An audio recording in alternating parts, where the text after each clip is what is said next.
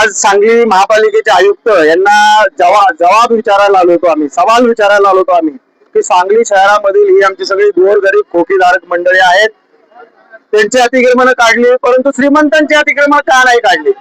तर श्रीमंतांची अतिक्रमण केव्हा काढणार? हे आयुक्त स्वच्छ असतील, हे आयुक्त अगदी स्वतःला समजतात, तसे जर का पारदर्शक कारभार करत असतील तर यांनी आम्ही आज दिलेले निवेदनाद्वारे आज जी काही अतिक्रमण शहरातली दाखवलेत ती अतिक्रमण काढण्यासाठी त्यांनी धाडस दाखवावं. आम्ही त्यांचा सगळे खोकीधारक मिळून महाराष्ट्र नवनिर्माण सेना सांगली शहरातले नागरिक म्हणून त्यांचा सत्कार करू.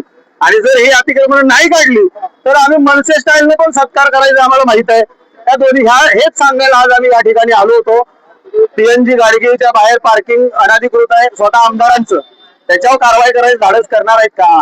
आरसीटी मॉल संपूर्ण बेकायदेशीर आहे, त्याला पार्किंग जसं बांधकाम परवाना बेकायदेशीर दिलाय त्या पद्धतीने पार्किंग नाही.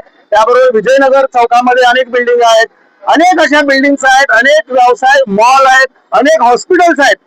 त्या प्रत्येक हॉस्पिटलमध्ये व्यावसायीकरण होतं. मी पार्किंगच्या जागे व्यवसाय करतायत डॉक्टर्स, पण त्यांच्यावर मात्र कारवाई करत नाही. आणि ह्यांना दिसतात हे गोरगरीब आमचे बिचारे पोट भरतात, खोकी असतील, दुकान असतील, छोटी मोठी हातगाडी असतील, आणि अशी लोक. तर मी आपल्या माध्यमातून असं सांगतोय आयुक्तांना, तुम्ही फाळकूट दादा बनणार आहे का या सांगलीचे नायक बनणार आहे ते तुम्ही ठरवा. म्हणजे फाळकूट दादा कोणाला म्हटलं जातं? जो गोरगरीबावर अन्याय करतो, बिन दुबळ्यांना मारामारी करतो, लुबाडतो, त्यांचा छळ करतो, याला आपण फाळकूट दादा म्हणतो.